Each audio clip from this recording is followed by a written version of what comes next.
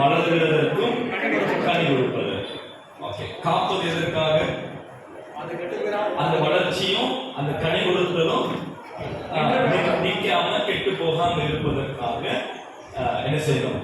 அதை காக்க வேண்டியவர்களாக இருக்கிறோம். ஸோ தோட்டம் அதை 3 விதங்களில் நம்ம சிந்திக்கிறோம். அதுல முதலாவது தனிப்பட்ட வாழ்க்கை. அது காலையில் நம்ம என்ன பண்ணோம்? நம்ம சிந்திச்சோம். சரியா?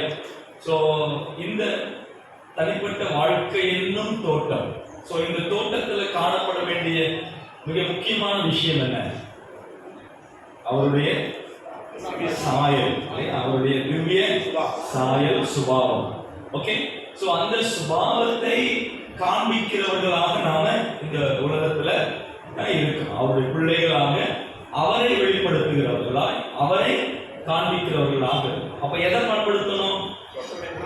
அவருடைய குணாதிசயங்களை நாம் என்ன செய்யணும்? பண்படுத்தணும். அதை வளர்ச்சிக்குள்ள கொண்டு வரணும். அவைகளை கனிவெடுக்கும்படியாக என்ன பண்ணணும்? அவைகளை ஆங்கிலத்துல கல்டிவேட் பண்ணணும். சரியா? பண்படுத்தணும், கல்டிவேஷன். ஸோ பண்படுத்துற வேலை சும்மா தானா என்ன ஆயிடாது, நடக்காது. அதுக்கான முயற்சிகள் உண்டு, பிரயாசங்கள் உண்டு. அதெல்லாம் நாம் என்ன பண்ணணும்? செய்ய வேண்டியவர்களாக இருக்கிறோம். அடிப்படையாய் ஒரு தனிப்பட்ட வாழ்க்கையில அடிப்படையாய் ஒரு விசுவாசி அவருடைய குணாதிசயங்களை பண்படுத்துகிறதற்கு செய்ய வேண்டிய அடிப்படையான சில விஷயங்கள். ஒன்று, ஜெபம் பண்ணணும். சரிங்களா? பேசிக்கான விஷயம் தானே அப்படின்னு நீங்க கேட்கலாம். பேசிக்கான விஷயம் தான், ஆனால் நிறைய பேர் என்ன பண்றது இல்லை, செய்யறது இல்லை. சரியா? ஜெபம் பண்ணணும். அடுத்து பைபிள் படிக்கணும். சரிங்களா? பைபிள் என்ன செய்யணும்? படிக்கணும். ஐயா, பைபிள் படிக்கிறது அப்படின்னா என்ன அர்த்தம்? நான் ஒரு தம்பி கிட்ட கேட்டேன், டேய் நீ பைபிள் படிச்சியான்னு கேட்டேன். படிச்சேனா அப்படின்னு சொன்னான். என்னடா படிச்ச அப்படின்னு. அப்போஸ்தலர் நடவடிக்கைகள் 8ஆம் அதிகாரம் படிச்சேன்னா. சரி, பைபிள் படிச்சியா இன்னைக்கு அப்படின்னு. படிச்சேனா? அதான் என்னடா படிச்சேன்? அதான் சொன்னேன். டேய் நீ பைபிள் படிச்சியான்னு கேட்டேன். ஆமா நான் படிச்சேன். நான் என்ன படிச்சேன்? அப்போஸ்தலர் நடவடிக்கைகள் 8ஆம் அதிகாரம் படிச்சேன். அதுல இருந்து என்னடா படிச்ச? நான் சொல்றது புரியுதுங்களா? இப்போ படிக்கிறது அப்படின்றது என்ன கிடையாது, வாசிக்கிறது இல்ல, தகவல் தெரிஞ்சுக்கிறது இல்ல, அதுல உள்ள விஷயம் என்னன்றது புரிஞ்சுக்கிறது இல்ல. படிக்கிறது அப்படின்னா என்ன அர்த்தம்? இன்னைக்கு என் வாழ்க்கைக்கு என்ன, நான் இன்னைக்கு என்னுடைய நடைமுறையில எதை நான் செயல்படுத்தணும், இல்ல நான் தப்பா செஞ்சுக்கிட்டு இருக்கிற விஷயங்கள் எதை நான் நிறுத்தணும். நான் சொல்றது புரியுதுங்களா? அப்போ ஜெபம் பண்ணணும், பைபிள் படிக்கணும். இத வழக்கமா நம்ம என்ன பண்ணணும்? செய்ய வேண்டியவர்களா நாம இருக்கிறோம். இது 2வது. 3வது, சபையினுடைய ஐக்கியம். சபையினுடைய ஐக்கியம் இது ரொம்ப ரொம்ப ரொம்ப ரொம்ப முக்கியம். ஆண்டவருடைய பண்புகளை, குணாதிசயங்களை நாம பண்படுத்துகிறதற்கு சபையினுடைய ஐக்கியம் ரொம்ப ரொம்ப ரொம்ப முக்கியமானது. இதை நாம் ரொம்ப கவனத்துல கொள்ள வேண்டும். சபையில எத்தனை கூட்டங்கள் நடைபெறுகிறது?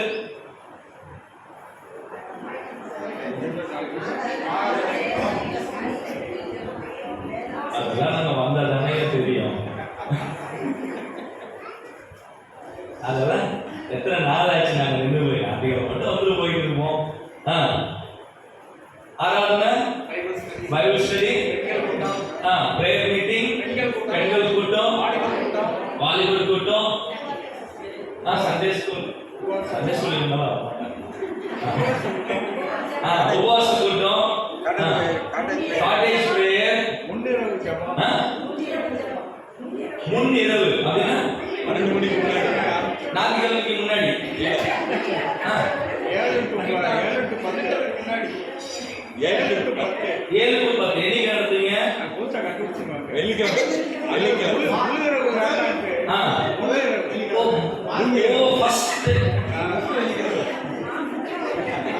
முன்னிரவு இங்கிலீஷோட சொல்ல முடியல.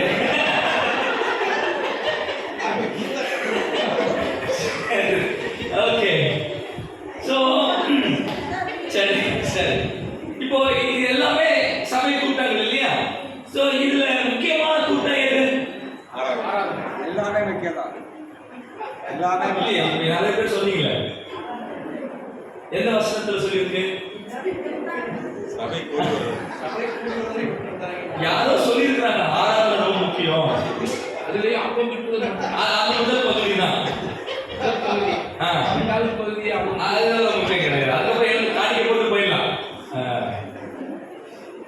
யாரும் நம்மளை நல்லா ஏமாத்தி வச்சிருக்கிறாங்க இல்லையா? நிறைய பேர் அப்படிதான் செஞ்சுக்கிட்டு இருக்கோம். என்ன அப்பம் சாப்பிடணும். அது கூட கொரோனாவிலலாம் இப்போ நிறைய மாற்றம் வந்துருச்சு. வீட்டுக்கே அனுப்பிச்சிடலாம். இப்போ அடுத்து வந்துடும், அதுவும் வந்துடும். வேற ஏதாவது ஒரு பெரும் வியாதி வந்துருச்சுன்னா வீடுகளில் கூடுங்கன்னு சொல்லி வந்துருச்சு. வீடுகள்லாம் கூடாதீங்க, நாங்கள் ரெடி பண்ணி அனுப்பிச்சிடுறோம். நீங்கள் வீட்டில் உட்காந்து என்ன பண்ணுங்க, சாப்பிடுங்க, இப்படிலாம் வந்துடும். சரி, அதாவது பைபிள்ல ஒன்று அதிகம் ஒன்று குறைவு அப்படின்லாம் சொல்லல. ஆராதனை என்ன எவ்வளவு முக்கியமோ வேத ஆராய்ச்சியும் அந்த அளவுக்கு முக்கியம். வேத ஆராய்ச்சி எந்த அளவுக்கு முக்கியமோ ஜெபமும் அந்த அளவுக்கு முக்கியம். உபவாசமும் கூட ரொம்ப முக்கியம். யோசிச்சு பாருங்க. ஆனா நாம எதுக்கு அதிக முக்கியத்துவம் கொடுத்துறோம்? ஆராதனை. சரி, இதெல்லாம் செல்ஃப் சாட்டிஸ்ஃபேக்ஷன். ஆராதனை வந்து போயிட்டா முடிஞ்சிச்சு. நம்ம என்ன பண்ணிடுறோம்? காட்டேஜ் மீட்டிங் எத்தனை பேர் அட்டெண்ட் பண்றோம்? இத்தனை பேர் இருக்கிறோம் இல்லையா? ஒரு 100 பேருக்கு இருக்கும். இந்த 100 பேர் காட்டேஜ் மீட்டிங்ல வரோமா? அது முக்கியம்.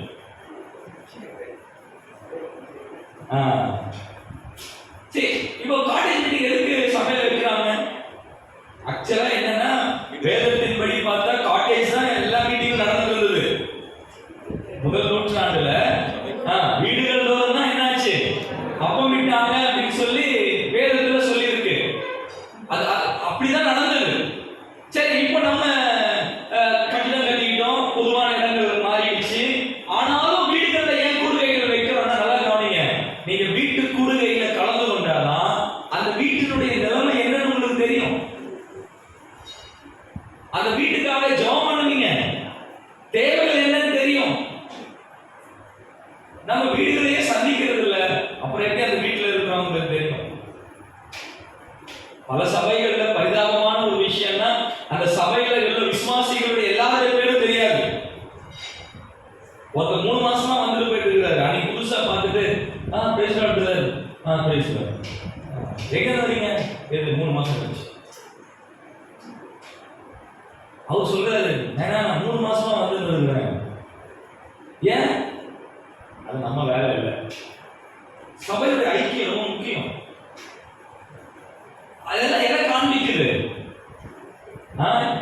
என்னுடைய தேவனுடைய குணாதிசயங்களை காண்பிக்கக்கூடிய காரியங்களை என்ன செய்யுது? இதெல்லாம் காண்பிக்கக்கூடியதாக இருக்கிறது. ஸோ நம்ம யோசிக்கலாம்.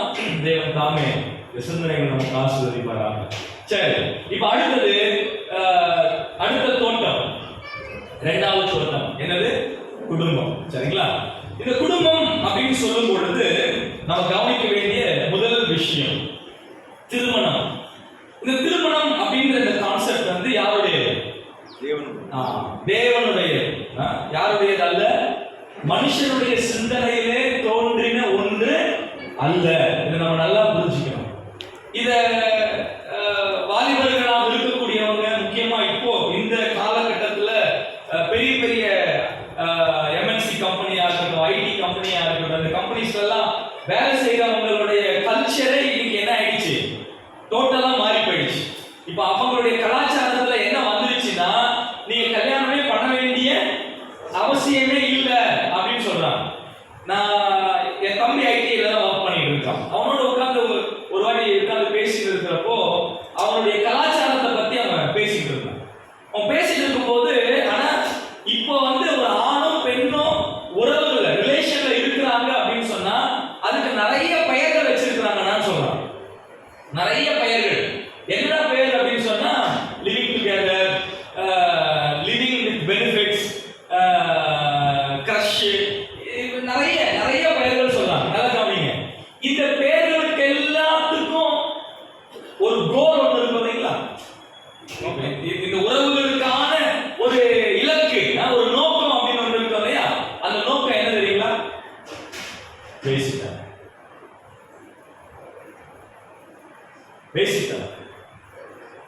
ஒன்று கொரிந்தியர் 7:2 வாசிக்கும் பொழுது வேசித்தனம் இராதபடிக்கு அவனவன் தந்தன் சொந்த மனைவியும் அவனவன் தந்தன் சொந்த புருஷனையும் உடையவர்களாக இருக்கணும்னு சொல்லியிருக்கு.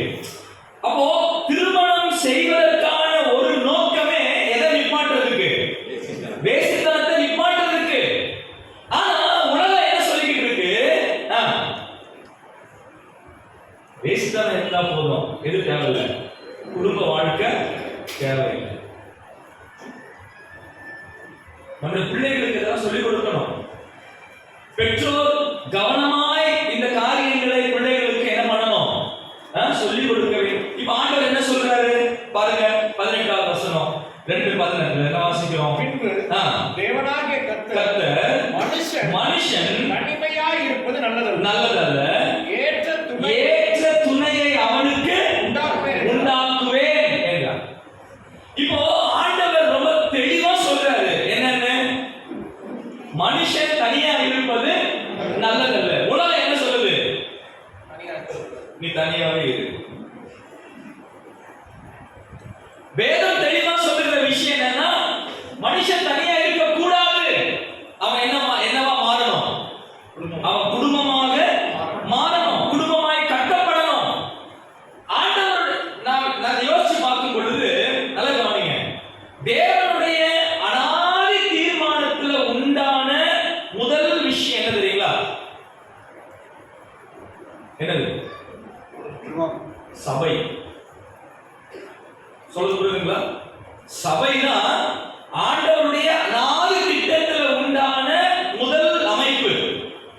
ஆனா அந்த சபைக்காக அவர் உண்டு பண்ணின முதல் அமைப்பு எது? குடும்பம். சொல்றது புரியுதுங்க? சபை நல்லா இல்ல, சபை நல்லா இல்ல, சபை நல்லா இல்ல, சபை சரியில்லை, சபை சரியில்லை. ஏன் சபை சரியில்லைன்னா சபையில உள்ள குடும்பங்கள் சரியில்லை. குடும்பங்கள் சரியா இருந்தா அதனுடைய ரிஃப்ளெக்ஷன்லாம் எங்க தெரியும்? சபையில தெரியும். ஏன் சபை சரியா இல்ல? இப்போ சபையில் இருக்கிறது யாரு? குடும்பங்கள் தான். இப்போ குடும்பம் சரியா இருக்கும்போது எது சரியா இருக்கும்? சபை சரியா இருக்கும். அப்ப சபை சரியாகணும்னா எது சரியாகணும்? குடும்பம் சரியாகணும். அவரவருடைய குடும்பங்கள் சரி செய்து கொண்டு நாம சபையில இருக்கும் பொழுது சபை எப்படி இருக்கும்? நல்லா இருக்கும். சோ முதலாவது நம்முடைய மனதில் சிந்திக்க வேண்டிய ஒன்று, மனுஷன் எப்படி இருக்கக்கூடாது? தனிமையா இருக்க கூடாது. அவன் நிச்சயமாக அவனும் சரி அவளும் சரி குடும்பமாய் என்ன பண்ணணும்? கட்டப்பட வேண்டும். குடும்பமாய் கட்டப்பட வேண்டும். சரி, இப்போ 18வது வசனத்துல ஆண்டவருடைய மனதில் ஒரு யோசனை வந்துருச்சு. என்னன்னு? மனுஷன் தனிமையா இருப்பது நல்லதல்ல அப்படின்னு சொன்னார். உடனே ஆண்டவர் ஏவாளை உண்டு பண்ணிட்டாரா? என்ன பண்ணாரு?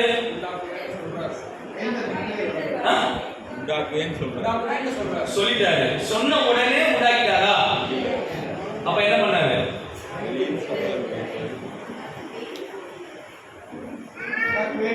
அப்படின்னு சொல்லிட்டாரு. அதுக்கப்புறம் ஏவாளை செஞ்சுட்டாரான்னு கேட்கிறேன். என்ன பண்ணாரு? மிருகங்களை படைக்கிறாரு. முக்கியமான விஷயம். அப்போ நல்லா கவனிங்க, ஆதாம் முதலாவது உண்டாக்கப்பட்டானா மிருகங்கள் முதலாவது உண்டாக்கப்பட்டதா? நீங்க 1ஆம் அதிகாரம் படிச்சா மிருகங்கள் செஞ்சதுக்கு அப்புறம் தான் ஆதாம் படைச்ச மாதிரி இருக்கும். ஆனா அது வரிசையா 2ஆம் அதிகாரத்துல சொல்றாரு, ஆதாம் உண்டாக்கின பிறகு மிருகங்களை படைத்தது ஆதாமுக்கான ஒரு டெஸ்ட். அது என்ன டெஸ்ட் சொல்றதா? பேர் வைக்கிறது டெஸ்ட் இல்லமா? சரி, டெஸ்ட் என்னன்னா ஆதாமுக்கு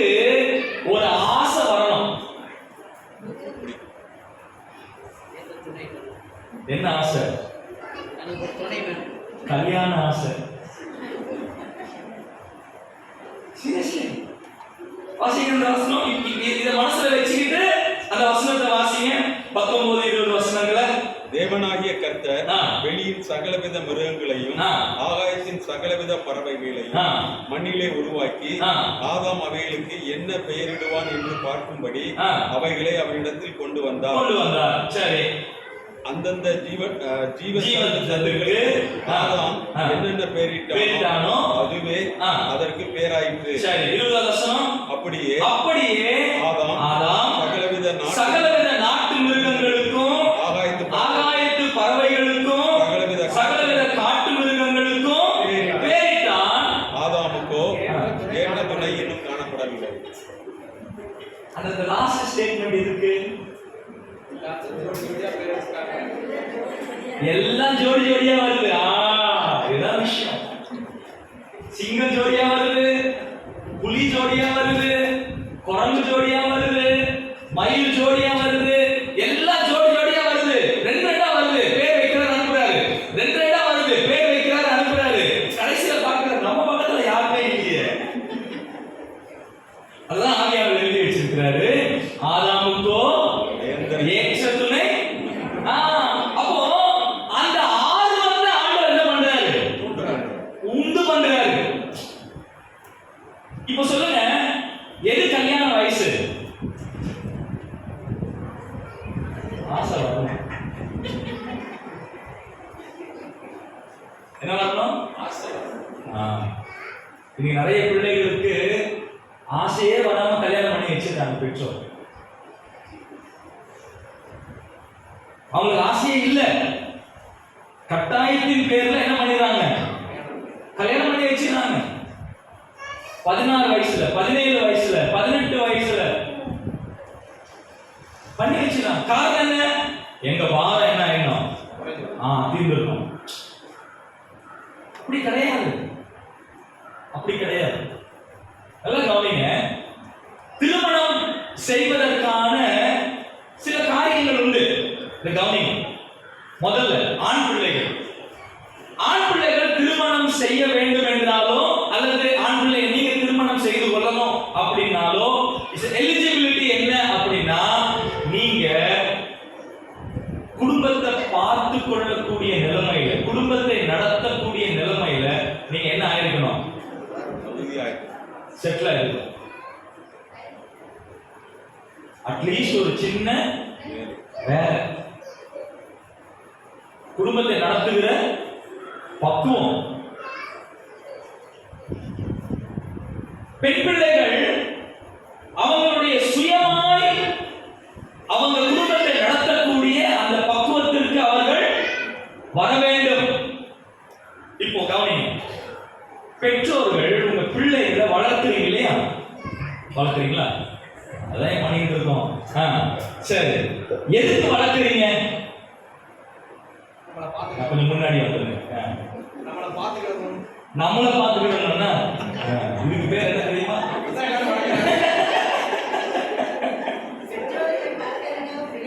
இதுக்கு பேர் என்ன? சுயநலம். பிள்ளைகளை ஏன் வளர்க்குறீங்க? ரெஸ்பான்சிபிலிட்டி. ஓகே, இல்ல எந்த இலக்கு? அவங்கள வளர்க்கறதுக்கான இலக்கு என்ன? பெற்றோர்களுடைய கடமை. அதான் நீங்க பெற்றுக்கிட்டீங்கல்ல? இல்ல,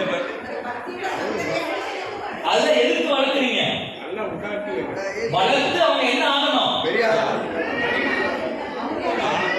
குடும்பத்தை நடத்துவதற்கான தகுதி. ஐயா கரெக்டா சொன்னாரு. ஆண் பிள்ளை அவன் நாளைக்கு ஒரு குடும்ப தலைவன் ஆகணும். பெண் பிள்ளை அவள் ஒரு குடும்ப தலைவி ஆகணும். இப்ப நீங்க பெற்றோரா இருக்கிறீங்கல்ல, அவங்கள அதற்கு தயார்படுத்துறீங்களா? தயார்படுத்துறீங்களா? 18 வயசு வந்தா கூட அப்பா மேல கால் போட்டாதான் அவன் தூக்கம் வருது. உண்மையா இல்லையா? அப்புறம் எங்க அவன் குடும்ப தலைவன் ஆவான்? அப்பா போட வந்துடக்கூடாது.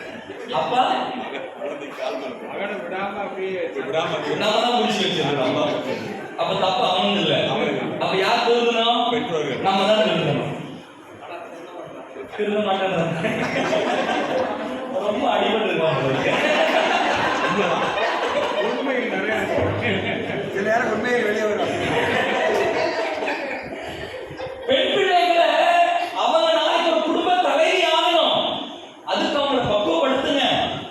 இப்ப சொல்லுங்க, ஒரு குடும்ப தலைவனா நீங்க கல்யாணமான புதுசுல என்ன பிரச்சனைகளை நீங்க எதிர்கொண்டீங்க உங்களுக்கு தெரியும். ஒரு குடும்ப தலைவியா கல்யாணமான புதுசுல நீங்க என்ன பிரச்சனைகள் எல்லாம் எதிர்கொண்டீங்க யாருக்கு தெரியும்? உங்களுக்கு தெரியும். இப்போ அது உங்களுக்கான ஒரு நல்ல பாடமா இருக்குமே என்று சொன்னா அதை நீங்க யாருக்கு கற்றுக் கொடுக்கணும்? பிள்ளைகள் செய்யணுமா? செய்யணும். அது தெரியா? செய்யணும்னு நல்லா தெரியும். ஆனா செய்யணுமா? நான் கேட்கிற கேள்விக்கு என்ன செய்யணுமா? அது செய்யறது இல்ல. ஏன்? நாளைக்கு கணக்கு ஆண்டவருக்கு பாத்தீங்க.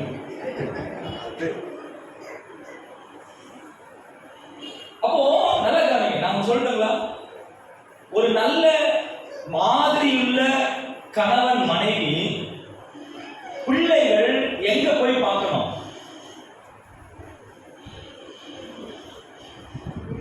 புரியல. ஒரு நல்ல மாதிரியுள்ள கணவன் மனைவியை பிள்ளைகள், நம்ம பிள்ளைங்க எங்க போய் பார்க்கணும்? குடும்பத்துல. ஆ? வீட்டுல பார்க்கணும், இல்ல சபையில. ஆமா, சபைக்கு வந்துடுறது. எங்க பார்க்கணும்? முதல்ல வீட்டுல பார்க்கணும். இப்போ நல்லா கவனிங்க, வீட்டுல பார்க்கணும்னா என்ன அர்த்தம்? பெற்றோர்கள். அப்பா அம்மா நீங்க ஆக்சுவலா நீங்க ஃபர்ஸ்ட் ஹஸ்பண்ட் அண்ட் வைஃப். அப்ப நீங்க கணவன் மனைவியாக நீங்க எப்படி வாழ்றீங்க? இப்ப நல்லா கவனிங்க, உங்க பிள்ளைங்க அவங்களுக்கு அந்த கல்யாண ஆசை யார் பார்த்து வரணும்? உங்களை பார்த்தா அம்மா யாருமே வேணாடா சாமி அப்படின்னு சொல்றாங்கன்னா என்ன அர்த்தம்? அவ்வளவு பாதிப்பு அவனுக்கு குடும்பத்துல இருக்குன்னு அர்த்தம். பிள்ளைங்க குடும்பத்துல சந்தோஷமா இருக்கிறாங்களா? நம்ம பிள்ளைங்க பாதுகாப்பா இருக்கிறாங்களா? நம்ம வீட்டுல நம்ம பிள்ளைங்க நம்ம கூட இருக்க விரும்புறாங்களா, இல்ல நம்ம கூட இருக்க பயப்படுறாங்களா? விரும்பணும். நமக்கு தெரியும் ஐயா, நமக்கு தெரியாமதான் எதுவுமே இல்லை, நல்லா தெரியும். செய்யறோமா? செய்யறோமா? அப்போ தேவன் ஆதாமுக்கு என்ன உண்டு பண்றாரு? ஆசை உண்டு பண்றாரு. இப்ப சொல்லுங்க, நம்ம வீட்டுல நம்முடைய பிள்ளைகளுக்கு யார் ஆசையை உண்டு பண்ணணும்? நாம தாங்க. நாம அதை பத்தி வீட்டுல பேசுறதே கிடையாது. The best school for the family is our home. நம்ம வீடு தாங்க குடும்பத்திற்கான ஒரு பல்கலைக்கழகம். அவங்க எல்லா விஷயங்களையும் எங்க கத்துக்கணும்? நம்ம இடத்துல இருந்தா கற்றுக்கொள்ளணும். The best husband யாரு அப்படின்னா என் அப்பா அப்படின்னு நான் சொல்லணும். நான் சொல்லுவேன் the best husbandனா எங்க அப்பா அப்படின்னு நான் சொல்லுவேன். கண்டிப்பா சொல்லுவேன். The best wife யார் அப்படின்னா எங்க அம்மா அப்படின்னு நான் தைரியமா சொல்லுவேன். எங்க அப்பா எங்க அம்மாவை ஒரு இடத்துல கூட விட்டு கொடுத்ததே கிடையாது. ஒரு இடத்துல கூட விட்டு கொடுத்ததே கிடையாது. அவங்க எங்க அம்மாவுக்கு அதாவது எப்படி சொல்றது, முந்தின காலம் இல்லையா, 14 வயசுல கல்யாணம் பண்ணிட்டாங்க. 20 வயசுல 4 குழந்தைங்க பெற்றாச்சு. எங்க அம்மாவுக்கு 20 வயசு வரும்போது 4 பிள்ளைங்க பெற்றாச்சு. கடைசி குழந்தை என் தங்கச்சி, கடைசி 4வது தங்கச்சி, அவங்க பெற்றெடுத்த உடனே அவங்க கர்ப்பப்பையும் எடுத்தாச்சு. எத்தனை வயசுல? 20 வயசுல. 20 வயசுல கர்ப்பப்பை எடுத்த ஒரு லேடி, அவங்க நிலைமை எப்படி யோசிப்பாங்க? எவ்வளவு பலவீனமா இருப்பாங்க. அவ்வளவு பலவீனங்கள் மத்தியிலேயும் எங்க அப்பா எங்க அம்மாவை கைவிடல. அவ்வளவு நல்ல பாப்பா. என் மனைவியோட நான் அவ்வளவு சந்தோஷமா இருக்கிறேன் அப்படின்னா அதுக்கான காரணம் எங்க அப்பா. எங்க அப்பா எங்க அம்மாவை பார்த்த விதம். ஆச்சரியமா இருக்கும் சில நேரங்களெல்லாம். அவ்வளவு நேரம் அப்படி என்ன சொல்றது, கோமால படுத்துக்கிற மாதிரி படுத்திருப்பாங்க எங்க அம்மா. எங்க அப்பா உள்ள வந்து அப்படின்னு சொன்ன வெக்கத்துல உட்காந்துருவாங்க. அந்த குரல்ல என்ன மேஜிக் இருக்குன்னே தெரியாது. அந்த குரலை கேட்ட உடனே டக்குன்னு எழுந்து உட்காந்துருவாங்க. 100% பூஸ்ட் ஆன உடனே அப்படியே உட்காந்துருவாங்க. பாத்தீங்களா? அப்படி இருக்கும். இதுல என்ன காமெடினா, எங்க அப்பா வந்து மெடிக்கல்ல, அதாவது கார்பரேஷன் மெடிக்கல் சின்ன இது இருக்கும் இல்லைங்களா, கிளினிக்ஸ் இருக்கும் இல்லையா, அதுல காம்பவுண்டர் கொஞ்ச நாள் வேலை பார்த்தாரு. அதனால எங்க அப்பா கொஞ்சம் மெடிக்கல் தெரியும். எங்க அம்மாவுக்கு கிட்டத்தட்ட 50,000 1 லட்சம் ரூபாய் செலவு பண்ணி பெரிய பெரிய ஹாஸ்பிட்டலுக்கெல்லாம் போய் அதெல்லாம் பார்த்துட்டு வந்துட்டு ஒண்ணுமே நடக்கல. மறுநாள் சரி இந்த ராத்திர போட எங்க அப்பா ஒரு பேராசிட்டமால் கொடுத்தாரு. அதுல சரியாயிடுச்சு. நான் சொன்னேன் எங்க அப்பாவுக்கு, ஏப்பா இதை நீ ஒரு வாரத்துக்கு முன்னாடி கொடுத்துருந்துருக்கலாமே, இவ்வளவு சேதம் ஆகிருக்காது. இது எதனால? கான்ஃபிடன்ஸ். எனக்கு நல்லா தெரியும் எங்க அப்பா அம்மா பெஸ்ட் கப்பல்ஸ். நம்ம வீட்டுல நம்ம தான் நம்முடைய பிள்ளைகளுக்கு முன் மாதிரியா இருக்கணும். நல்ல கணவனா, நல்ல மனைவியா, அவங்களுக்கு முன்பதாக நாம தான் என்ன பண்ணி ஆகணும், அந்த ஆசையை என்ன பண்ணணும், ஏற்படுத்த வேண்டும். தேவன் என்ன பண்றாரு? அதை செய்கிறார். அதை செய்கிறார். ரெண்டாவது, ஆசை வந்துருச்சு இல்லையா? ஆசை வந்துருச்சு. ஆசை வந்ததுக்கு அப்புறம் இப்போ என்ன பண்றாரு? செய்கிறார். ஆதாமுடைய விழாவில் இருந்து எடுத்து என்ன செய்யறாரு? மனுஷியாக என்ன செய்யறாரு? உருவாக்குறாரு. உருவாக்கி கவனி, யார் யாரோடு இணையணும்? யார் யாரோடு இணையணும்? நல்ல கவனி. ஆதாமை தேவன் உருவாக்கினார் இல்லையா? ஆதாமை தேவன் உருவாக்கினார் இல்லையா? ஆதாமுடைய பொசிஷன் என்னவா இருந்திருக்கும்? அவரு நின்ன மாதிரி செஞ்சாரா, உட்கார்ந்த மாதிரி செஞ்சாரா, இல்ல படுத்த மாதிரி செஞ்சாரா? ஆதாம செஞ்சது மேபி அப்படின்னு இல்ல. இருந்தாலும் நம்ம என்ன பண்ணுவோம்? நம்ம யோசிப்போம் இல்லையா? படுக்க வச்சாச்சு, எல்லாம் மேனுஃபேக்சரிங் எல்லாம் முடிஞ்சிச்சு. மேனுஃபேக்சரிங் எல்லாம் முடிஞ்சிச்சு. கடைசியான வேலை என்ன? இப்போ ஆதாம் படுத்திருந்தாருன்னு வைங்களேன், நாசியில சுவாசத்தை ஊதுகிறதற்கு தேவன் எங்க போயிருக்கணும்? அதான் எங்க போயிருக்கணும்? அதான் எங்க? அதான் எங்க போயிருக்கணும்? அவர் மேல போய் முகத்துக்கு முகம், சரியா? ஆதாமுடைய முகத்துக்கு நேரா அவருடைய முகம் போய் அவருடைய நாசியில என்ன பண்றாரு? சுவாசத்தை ஊதுறாரு. ஊதிட்டு உடனே வரல. ஊதின உடனே அவன் ஜீவாத்மாவானான். அவன் ஜீவாத்மானான் அப்படின்னு எதனால உறுதியாச்சு?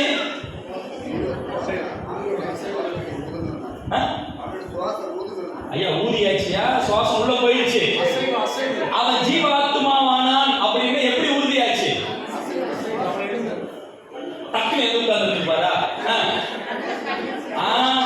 ஃபர்ஸ்ட் கண்ணை திறந்து வா. இப்ப சொல்லுங்க, ஆதாம் கண்ணை திறந்த உடனே யாரை பார்த்தாரு? சொல்றது புரியுது? அவன் ஜீவாத்மா ஆன உடனே ஃபர்ஸ்ட் அவன் செஞ்ச வேலை என்ன வேலை இருக்கும்? கண் திறந்த வேலையா தான் இருக்கும். யாரை பார்த்தாரு? இப்ப ஏவாளை உண்டு பண்றாரு. ஏவாளை உண்டு பண்ணின பிறகு ஏவாள் முதல்ல யாரை பார்த்திருப்பாங்க?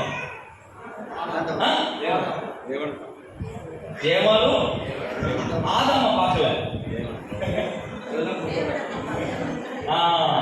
ஆதாமை பார்ப்பதற்கு முன்பு ஏவாள் யாரை பார்த்தா? தேவனை தான். இப்ப சொல்லுங்க, யார் யாரோட இணையம்? தேவனை பார்த்தவர்கள் தேவனை பார்த்தவர்களோடு தேவனை பார்க்கிற ஆதாமும் தேவனை பார்க்கிற ஏவாளும் தான் என்ன செய்யணும்? இணையம். அப்படின்னா என்ன அர்த்தம்? விசுவாசி விசுவாசினா செய்வோம். நம்ம பிள்ளைகளுக்கு என்ன சொல்லிக் கொடுக்கிறோம்? என்ன சொல்லிக் கொடுக்கிறோம்? எவ்வளவு சம்பளம், என்ன கலரு, எவ்வளவு டவுரி, குடும்பத்தின் பேக், என்ன வேலை, குடும்ப பின்னணி என்ன, அவங்க என்ன ஆளு, இதெல்லாம் பார்த்துட்டு விசுவாசியா கேட்டா சர்ச்சுக்கு போறாரு. எது சர்ச்சுக்கு போற ஆளெல்லாம் ரசிக்கப்பட்டாங்களா? அப்புறம் எப்படி நீங்க உறுதியாகிறீங்க? அவன் சொல்லுங்களா? விரும்புகிறாங்க. அதுக்கும் நம்ம காரணம். ஏன் சொல்லிட்டுங்களா? குடும்பத்துல நாம நம்முடைய பிள்ளைகளுக்கு கொடுக்க வேண்டிய அன்பு அவங்களுக்கு கிடைக்காத போது அந்த அன்பை அவங்க எங்க தேடுறாங்க? அதுக்கும் யாரெல்லாம் காரணம்? நாம தான்.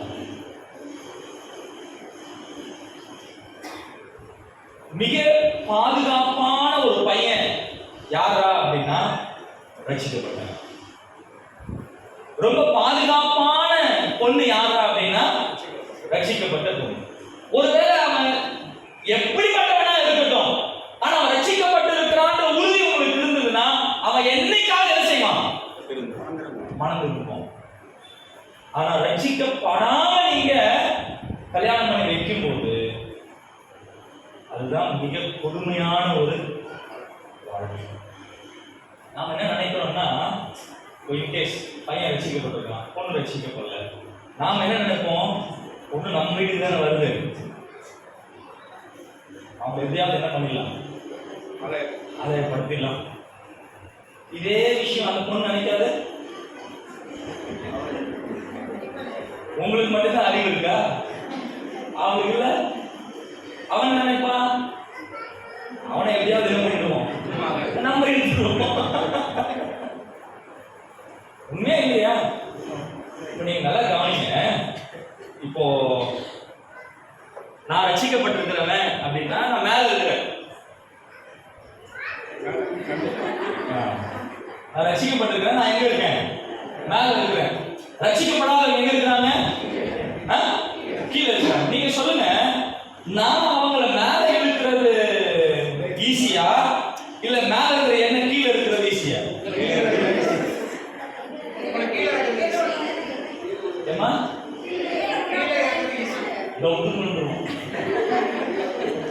நிறைய குடும்பங்கள் அப்படிதான் நடந்துட்டு இருக்கு. நிறைய வீடுகள்ல ரட்சிக்கப்பட்டவங்க ரட்சிக்கப்படாதவங்களை கல்யாணம் பண்ணதுனால உண்டாகிற விளைவுகள் இதுதான். தயவு செய்து பிள்ளைகள், திருமண வயதில் இருக்கக்கூடிய பிள்ளைகளை உடைய பெற்றோர்கள் முதல்ல பார்க்க வேண்டிய விஷயம் விசுவாசியான்னு பாருங்க. பையன் பொண்ணு பார்க்குறீங்களா? பொண்ணு விசுவாசியான்னு பாருங்க. பொண்ணுக்கு பையனை பார்க்குறீங்களா? விசுவாசியான்னு பாருங்க. தேவனை பார்க்கிற ஆதாம் தேவனை பார்க்கிற ஏவாள் தான் கல்யாணம் பண்ணாங்க. தேவனை பார்க்கிற ஏவாள் தேவனை பார்க்கிற ஆதாம தான் பார்க்கணும். நல்லா கவனிங்க. அப்படிப்பட்டவங்க இணையும் போதுதான் பாட்டு வரும். பாட்டு வரும். என்ன பாட்டு? என் எலும்பில் எலும்பும் என் மாம்சத்தில் மாம்சமும் நீயே நிரந்தரம். பொண்ணு பையனை பார்த்து சொல்லுவோம், நீயே எனக்கு நிரந்தரம். பொண்ணு பையனை பார்த்து சொல்லுவோம், நீயே எனக்கு நிரந்தரம். ஆனா விசுவாசி அவிசுவாசியை கல்யாணம் பண்ணிட்டா பையன் சொல்லுவான் நீ நிரந்தரம்னு, பொண்ணு சொல்லுவான் கஷ்டம்டா. நிறைய குடும்பங்கள் என்ன ஆயிடும், சீரழிஞ்சு. சோ பிள்ளைகள் தயவு செய்து அவங்க வாழ்க்கைய பெற்றோர்களாகிய நாம் என்ன செய்ய வேண்டாம், சீரழிக்க வேண்டாம். வேண்டாம். இந்த பக்கம் எப்படின்னு எனக்கு தெரியாது. இன்னைக்கு கிறிஸ்தவ குடும்பங்கள்ல தலைவிரித்து ஆடி கொண்டிருக்கிற ஒரு விஷயம் என்னன்னா வரதட்சணை, ஜாதி. இது ரெண்டு. இதுல என்ன கொடுமை தெரியுங்களா? எபேசியர்ல வாசிக்கும் போது அவங்களுக்கும், அதாவது யூதர்களுக்கும் புறஜாதிகளுக்கும் இடையே இருந்த நடுச்சுவரை ஆண்டவர் என்ன பண்ணிட்டார், தகர்த்துனா இடிச்சிட்டாரு. நாம திரும்ப கட்டிட்டு இருக்கோம். நம்ம கட்டிட்டு இருக்கோங்க. முக்கியமா என்ன கட்டுறோம் தெரியுமா? திருமணத்துல ஆண்டவர் இன வேறுபாடு பிரிச்சுட்டாரு, ஜாதி வேறுபாடு பிரிச்சுட்டாரு, மொழி வேறுபாடு பிரிச்சுட்டாரு, இது எல்லாத்தையும் உடைச்சிட்டாரு. கிறிஸ்துவுக்குள்ள நீ யார வேணா இரு ஒண்ணு. ஆனா கிறிஸ்துவுக்குள்ள வந்த பிறகும் கூட நாம் என்ன பண்ணிட்டு இருக்கோம், பிரிவினை ஏற்படுத்திக்கிறார். ஆண்டவர் மரணம் உயிர் கொடுத்து உடைச்ச சுவரை நாம மறுபடியும் என்ன பண்ணிட்டு இருக்கோம், தட்டி எழுதி. கவனிக்க வேண்டிய ஒரு முக்கியமான ஒரு விஷயம், நம்முடைய பிள்ளைகள் குடும்பமாய் கட்டப்படுகிறதற்கு நாம் பார்க்க வேண்டிய முக்கியமான விஷயம் அவன் ஒரு விசுவாசியா. விஷயம் தெரியுமா? நான் சமீபத்தில் யோசிச்ச ஒரு விஷயம். எனக்கு ஒரு கிறிஸ்தவனா, ஒரு விசுவாசியா, நீங்க நிறைய வாலிப தம்பி தங்கச்சி எல்லாம் இருக்கிறீங்க. ஒரு விசுவாசிக்கு அவிசுவாசி பெஸ்ட் ஃப்ரெண்டா இருக்க முடியுமா?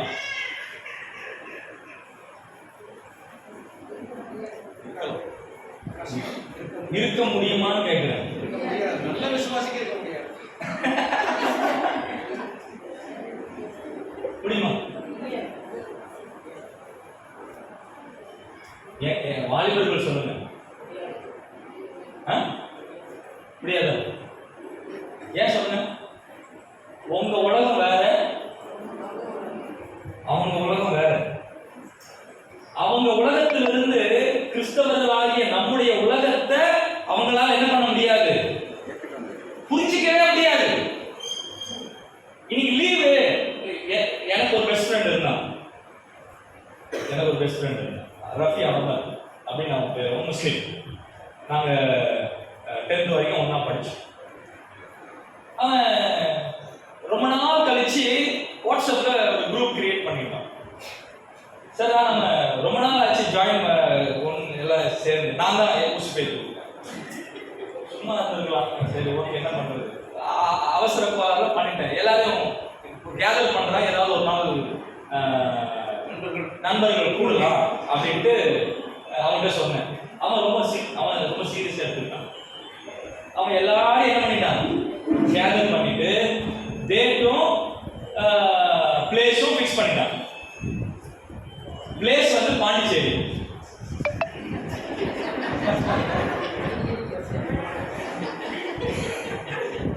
டேட் வந்து சண்டே.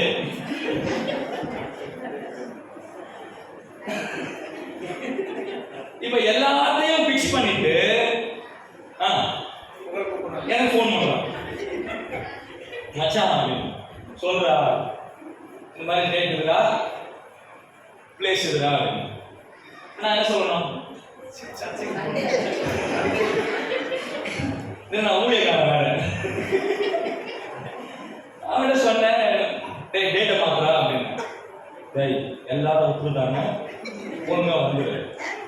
எல்லாரும் ஒத்துக்கிட்டாங்களா? டேய் நான் சர்ச்சுக்கு போனேன்டா. ஒரு நாள் லீவ் போட்டு வாடா. ஒரு நாள் லீவ் போட்டு டேய் நான் தான் நடத்தணும்டான்ற வேற யாராவது அழைச்சு விட்டு வரான்றான். டேய் முடியாதுடா நான் வர முடியாதுடா அப்படின்றேன். அவனுக்கு கோவம் வந்துச்சு. அவனுக்கு கோவம் வந்துட்டு அவன் கேட்கறான், வீட்டில் யாராவது செத்து பண்ண நல்லா பண்ணலாம் அப்படின்றான். நான் சொல்றேன், டேய் எங்க வீட்டில் நானே செத்து போனா கூட என் பாடியை வச்சு சண்டே சர்ச்சுக்கு போயிட்டு வந்துருந்தாண்டா அடக்கம் பண்ணுவான்னு சொல்றான். அவன் டேய் நீங்க பேசுறான். சொல்றது புரியுதா அவனுக்கு? நான் சொல்றது எதுவுமே அவனுக்கு எப்படி இல்ல, அவனுக்கு சீரியஸாவே இல்ல. நான் சொல்றதெல்லாம் அவனுக்கு எப்படி இருக்குதுன்னா, நான் ஏதோ வேடிக்கையா பேசுறேன், வீம்புக்கு பேசுறேன் அப்படின்னு தான் நினைச்சிட்டு இருக்கானே தவிர அது உண்மைன்றது அவனால ஏற்கவே முடியல. விஷயம் தெரியுமா? அதுதான் அவனுக்கு எனக்கு பண்ண கடைசி காலம். அதுக்கப்புறம் எனக்கு ஃபோன் பண்றதே நிப்பாட்டிட்டான். ஆனா நான் அவனை கழட்டி விடல, அவனா கழட்டு. ஏன்? என் உலகம் வேற, அவன் உலகம் வேற. இப்போ நான் இதை ஏன் சொல்றேன்னா, ஆஃப்டர் பெஸ்ட் ஃப்ரெண்டாவே ஒரு விசுவாசி அவிசுவாசி இருக்க முடியாது அப்படின்னா, லைஃப் பார்ட்னரா எப்படி இருக்கும்? ரெண்டு உலகத்துல வாழ்றவங்க எப்படி ஒண்ணா இணைஞ்சு வாழும்?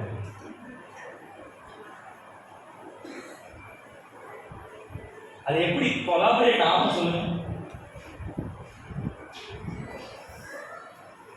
யாரு ஜான் பிரெனர் சொன்னார்.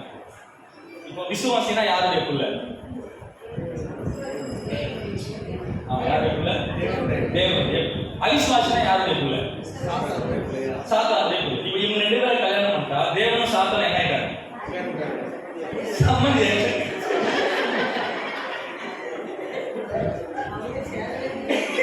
இது முடியுமா? இது நிறைய பேர் நிறைய வீடுகள்ல ஆண்டவரையும் சாத்தான பண்ணி வச்சிருக்கோம், சம்மந்திகளாக்கி வச்சிருக்கோம். அந்த குடும்பம் எப்படி இருக்கும்?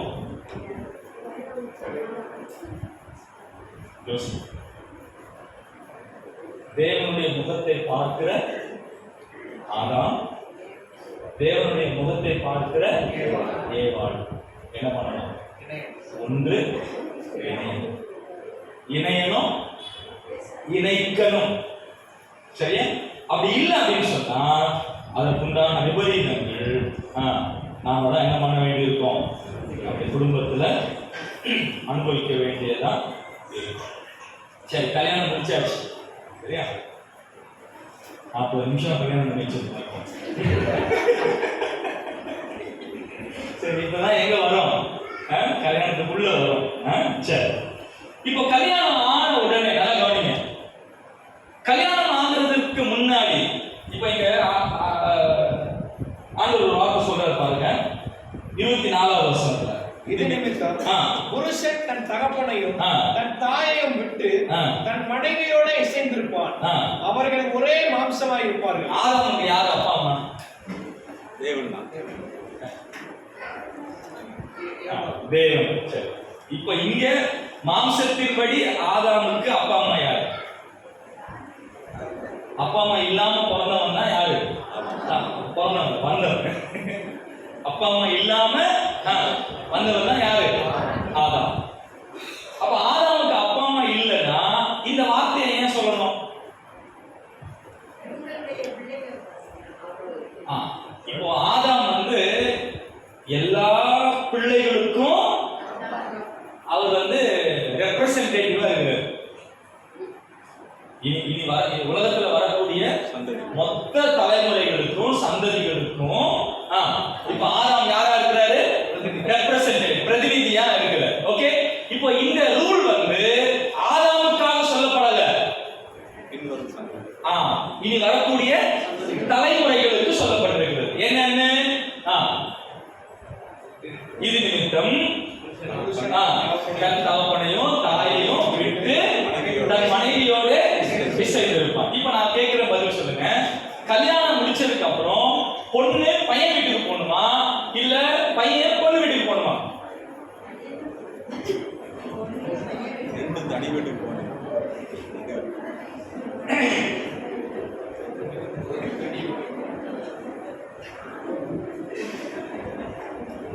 பேசிட்டு இருந்தா எப்படி?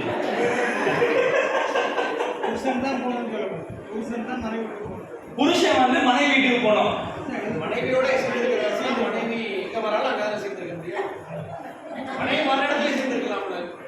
சரி, மனைவியோட சேர்ந்து இருக்கணும்னு சொல்லியிருக்கு. மனைவியோட மாமியார் வீட்டுக்கு போன்னு சொல்லியிருக்கா? இல்ல போது சொல்றாங்க. மனைவி இங்க வரா, மனைவி எங்க வராலும் அங்க. இல்ல மனைவி கூப்பிட்டா போய் தானே ஆகணும். மனைவி கூப்பிட்டா போய் தான் ஆகணும். அது சொல்றியா? நான் ஒத்துக்கிறேன். சொல்லுங்க, பையன் பொண்ணு வீட்டுக்கு போகணுமா, பொண்ணு பையன் வீட்டுக்கு போகணுமா? அது மனைவியோட கையில தான் பைபிள்ல இது ரெண்டுமே சொல்லல. என்னன்னு? பையன் வீட்டு பொண்ணு வீட்டுக்கு போகணுமா, இல்ல பொண்ணு பையன் வீட்டுக்கு போகணுமான்னு பைபிள்ல சொல்லல. அவங்க ரெண்டு பேரும் விரும்பி அவங்க எங்க இருந்தாலும் சரி, அவங்க குடும்பம் இன்வால்வ் ஆகக்கூடாது. அதுக்குதான் நீங்க இவ்வளவு நேரம் ஆயத்தப்படுத்துனீங்க. நான் சொல்ல புரியுதுங்களா? அவன் ஒரு குடும்ப தலைவனா ஆகுறதுக்கும் அவள் ஒரு குடும்ப தலைவி ஆகுறதுக்கு தான் இவ்வளவு நாள் நீங்க என்ன பண்ணீங்க? ட்ரைனிங் பண்ணீங்க.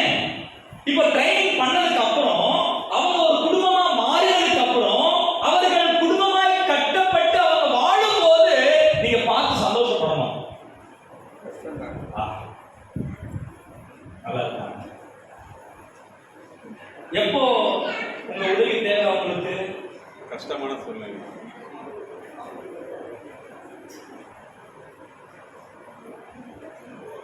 உலகத்தில் ஒரு அமைதி உண்டாது.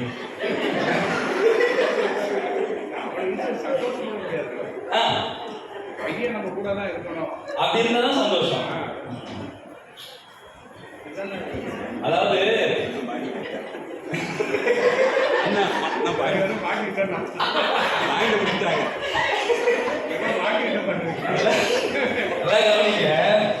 கல்யாணம் பண்றப்போ உங்க மனைவி கையை பிடிச்சி மரணம் நம்மை பிரிக்கு மரணம், உனக்கு நானு எனக்கு நீ அப்படின்னு யார் கூட தான் சொல்லியிருக்கிறீங்க? புள்ளி கூட சொல்லியிருக்கீங்களா? நம்ம உறுதிமொழி கொடுப்போம். அப்படின்னு யார்கிட்ட சொன்னீங்க? மனைவி தான் சொன்னீங்க, பிள்ளைங்கிட்ட சொல்லல. அப்ப அவங்க நடுவில் போயிடுவாங்க. விட மாட்டோம்ல, அதுதான் பிரச்சனை. நம்ம விட மாட்டோம்ன்றல, அதுதான் பிரச்சனை. விடணும். அவங்க குடும்ப வாழ்க்கைய அவங்க கட்டுறதுக்கு அவங்களுக்கு என்ன பண்ணணும்? நாம விடணும், விட்டு கொடுக்கணும். அவன் கஷ்டப்படுவானா? படட்டும், அவதான் தெரியும். அவன் அழுவானா? அழகும். உங்ககிட்ட வந்து அழுதானா, பையன் அழுதானா, டேய் ஆம்பளை கூட அழுதாமா போடா அப்படின்னு சொல்லி விரட்டுங்க. உட்கார்ந்து ஐயோ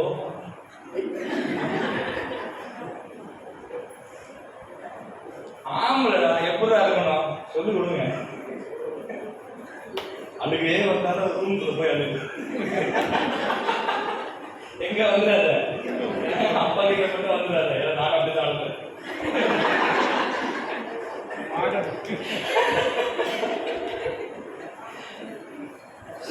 பிள்ளைகளை அவங்களா அவங்களுடைய குடும்பத்தை கட்டி கொள்வதற்கு we have to give space. உரிமைகள் நாம தான் என்ன செய்யணும்? விட்டு கொடுக்கணும். அவங்க தேவை அப்படின்னு உங்களை அழைத்தாலுடைய போகாதீங்க, அப்பயும் போகாதீங்க. அவங்க திரும்ப திரும்ப கூப்பிடுவாங்க, அப்ப போங்க. சொல்றது புரியுதா உங்களுக்கு? அவங்க கூப்பிடுவாங்க, சரி வரேன். ஆனா அவங்களா அதை சரி செய்து கொள்ளுகிறதுக்கு என்ன பண்ணணும்? இடம் கொடுக்கணும். போக முடியல, ஓகே இன்னொரு சான்ஸ் கொடுங்க, இன்னொரு சான்ஸ் கொடுங்க. சில நேரங்களில் பெற்றோர் அமைதியா இருந்தாலே நிறைய குடும்பங்கள் கட்டப்படும். நாம ஏதோ ஆலோசனை சொல்றோம் உள்ள போய் அது சின்னதா இருக்கிறதால வெடிச்சு பெருசாகி.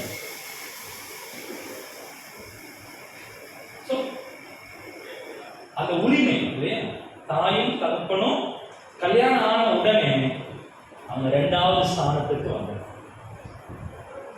First priority goes to wife and husband. ஹஸ்பண்டுக்கு ஒய்ஃபு, ஒய்ஃப்க்கு ஹஸ்பண்ட். அவங்க ப்ரையாரிட்டிஸ் மாறுது, அவங்களுடைய பொசிஷன் மாறுது, சரியா? அவங்களுடைய லைஃப் என்ன ஆகுது? மாறுது. யார் இந்த வார்த்தையை சொன்னது? தேவன் சொல்றார். தேவன் சொல்றார். இது நிமித்தம், இது நிமித்தம். இதே வார்த்தை எங்க வருது? கட்டளைகளையும் வருது. இதே வார்த்தை யார் சொல்றா? ஆண்டவரும் சொல்றாரு. இதே வார்த்தை யார் சொல்றா? பவுலும் சொல்றாரு. யோசிச்சு பாருங்க அந்த வார்த்தைக்கு எவ்வளவு முக்கியத்துவம். பிள்ளை, அதாவது திருமணம் ஆன பிறகு, எனக்கு கல்யாணம் ஆன புதுசுல என் ஒய்ஃப் பிரெக்னெண்டா இருந்தப்போ, எங்க ஒய்ஃப் பூனே, ஸோ நான் பூனேல விட்டு வந்துட்டேன். அதாவது கொஞ்ச நாள் அங்கே இருக்கிறேன்னு சொன்னதுனால நான் போய் விட்டு வந்தேன். விட்டு வந்ததுக்கு அப்புறம் ஃபோனில் பேசுறேன். ஸோ நைட்டு ஒரு 9 மணிக்கு ஸ்டார்ட் பண்ணேன். அது ஒரு 11 வரைக்கும் போயிட்டு. ஸோ எங்கள் சொந்தக்காரர் ஒருத்தர், பொண்டாட்டி கூட இவ்வளோ நேரம் பேசினது, 5 லட்ச ரூபா செலவு பண்ணி அதுதான் கல்யாணம் பண்ணிச்சு. எதுக்கு? என் பொண்டாட்டி கூட நான் பேசுறதுன்னா எனக்கு கல்யாணம் பண்ணி வச்சேன். இப்போ 11 மணி. இந்த நேரத்தில் வேற யாராவது பொண்ணு கூட பேச முடியுமா? பேச முடியுமா? நீ ஒத்துக்குவியா?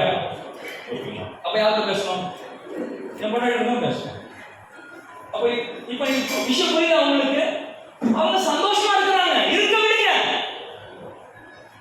Let them be happy. அவங்க 2 பேரும் சந்தோஷமா இருக்கிறதுக்கு அவங்க என்ன வேணாலும் பண்ணட்டும். சில இடங்கள் என்னன்னா, ஒருவேளை இன்கேஸ் என் கப்புள்ஸ் அவங்க தனியா இருக்கணும்னு விரும்புவாங்க. வெளியில ஹோட்டலுக்கு சாப்பிட போறாங்க அப்படின்னா வீட்டில் அப்பா அம்மா இருப்பாங்க. கூட்டு போனோம், நியாயம். கூட்டு போல என்ன பண்ணணும்?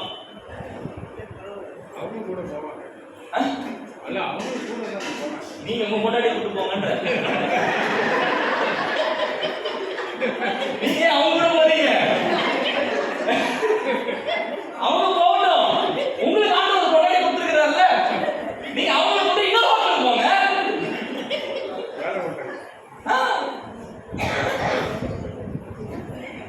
உட்கார்ந்து இருக்கு, இவங்க 2 பேரும் உட்கார்ந்து அழுது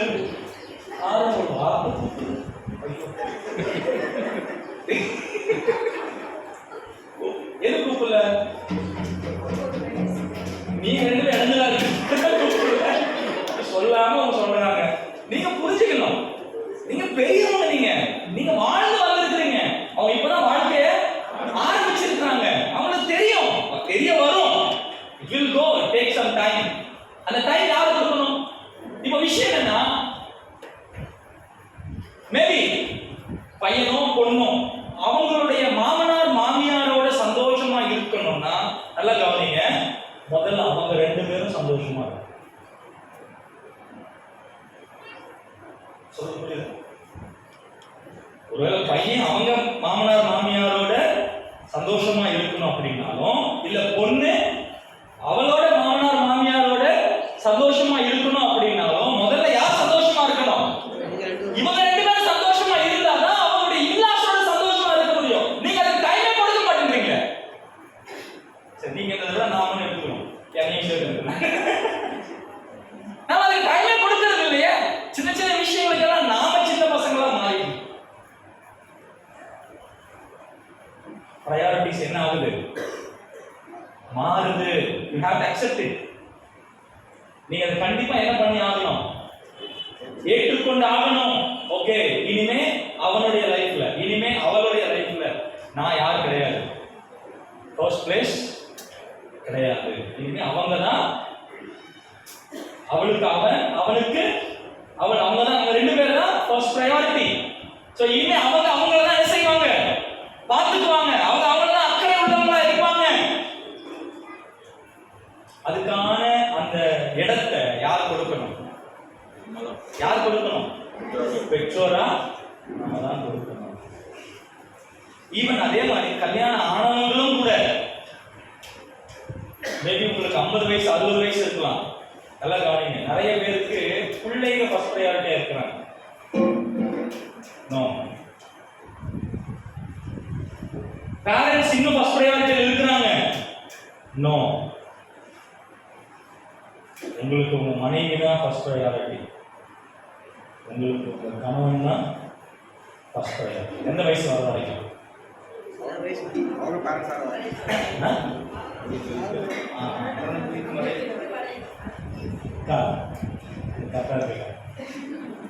மரணம் நம்மை பிரிக்கும் அளவும் கணவனுக்கு யார் ப்ரையாரிட்டி? மனைவி தான்.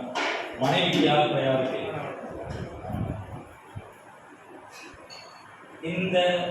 இந்த கான்செப்ட் நமக்கு புரியலன்னு சொன்னா நாம ஒண்ணா இருக்கிறோம் ஆனா சந்தோஷமா இல்லை. சொல்ல புரியல? ஒன்னா தான் இருக்கிறோம் ஆனா எப்படி இல்லை? சந்தோஷமா இல்லை. நிறைய பேர் நினைக்கிறாங்க பிள்ளைங்க வளர்ந்துட்டாங்க, வளர்த்தோம், அவன் அங்கதான் பார்க்கணும், கத்துக்கணும் இல்லையா? கணவன் மனைவியா அவங்க சந்தோஷம், நீங்க சந்தோஷமா இருக்கிறத அவங்க கவனிக்கும் போதுதான், பார்க்கும் போதுதான் அவங்களுக்கு அது ஒரு என்னது, அது ஒரு லெசன்ஸ், அது ஒரு பாடம். கவனிக்க வேண்டிய ஒரு முக்கியமான இதுக்கு என்ன செய்யணும்? ஒண்ணு, கணவனும் ஆண்டுடைய முகத்தை பார்க்கணும், மனைவியும் ஆண்டுடைய முகத்தை பார்க்கணும்.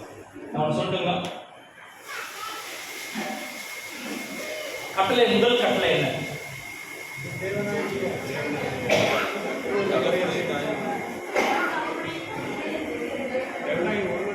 நான் ஒரே தேவன், என்னை அல்லாமல் வேற ஒரு. ஆக்சுவலா இந்த கட்டளை ஒரு உறவை சொல்லுது, திருமண உறவை தான் சொல்லுது. தேவன் ஒரு கணவனாகவும் இஸ்ரவேல் ஒரு மனைவியாகவும் சொல்றார். அங்க சொல்ல வர விஷயத்தை நல்லா கவனிங்க, நீங்க எல்லாம் மெச்சூர் ஆனவங்க புரிஞ்சுக்குவீங்க நான் நினைக்கிறேன். அந்த ஆண்டவர் சொல்ல வர விஷயம் என்னன்னா, கணவனும் மனைவியும் எதிரெதிர நிற்கும் போது கணவனுடைய மூச்சு காத்து யார் மேல படணும்? மனைவி மேல படணும். மனைவியோட மூச்சு காத்து கணவனோட படணும். இதனுடைய விளைவு தான் பிள்ளைகள் பெற்றெடுப்பது. அங்க ஆண்டவர் சொல்ற வார்த்தை என்னன்னா, உன் மூச்சு காத்துக்கும் என் மூச்சு காத்துக்கும் இடையில இன்னொரு மூச்சு காத்து வரக்கூடாது. சொல்ல புரியுது? என்னுடைய மூச்சு காத்துக்கும் இஸ்ரவேலே உன்னுடைய மூச்சு காத்துக்கும் இடையில மூணாவது இன்னொரு மூச்சு காத்து வரக்கூடாது. இதுதான் ஹஸ்பண்ட் அண்ட் ஒய்ஃப் ரிலேஷன். ஹஸ்பண்டுக்கும் ஒய்ஃபுக்கும் இடையில மூணாவது மூச்சு காத்து வரவே கூடாது. அப்படி வரதா இருந்தா யார் மட்டும்தான் இருக்கணும்? தேவன் மட்டும்தான். அப்போ எந்த குடும்பம் நல்லா கட்டப்படும்? எந்த குடும்பம் கணவன் மனைவி ரெண்டு பேருமே சேர்ந்து தேவனை பார்க்கிறார்களோ அந்த குடும்பம் தான் எப்படி இருக்கும்? ஆரோக்கியமா இருக்கும். நிறைய குடும்பங்கள்ல ஜபமே இல்லை, கணவன் மனைவி சேர்ந்து செய்கிற ஜபங்கள் இல்லை. இங்க எப்படின்னு எனக்கு தெரியல. ஒருவேளை பண்ணல அப்படின்னா இதிலே ஆரம்பிங்க. கணவன் மனைவியா செய்கிற ஜபம், நான் சொல்றது குடும்ப ஜபம் இல்ல, கூட்டு குடும்பமா அது கிடையாது.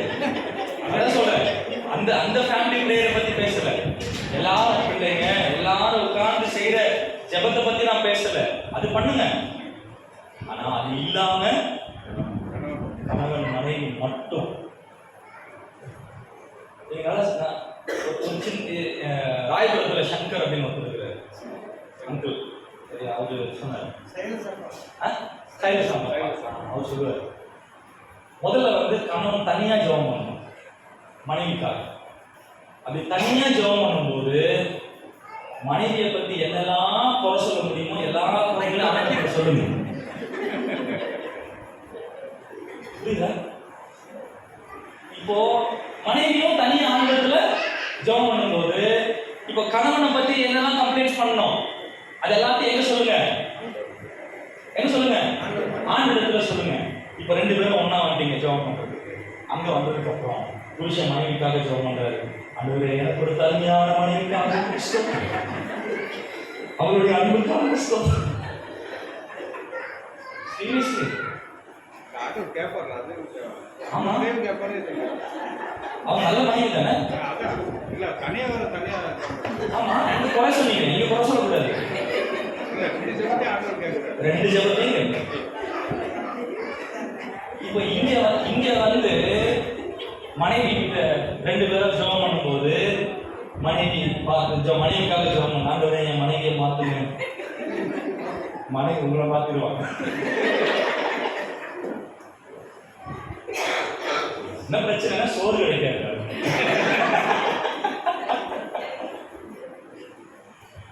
சரி, கவனிக்க வேண்டிய ஒரு முக்கியமான விஷயம் என்ன அப்படின்னு சொன்னா 2 பேரும் சேர்ந்து யாரோட உறவுல இருக்கலாம்?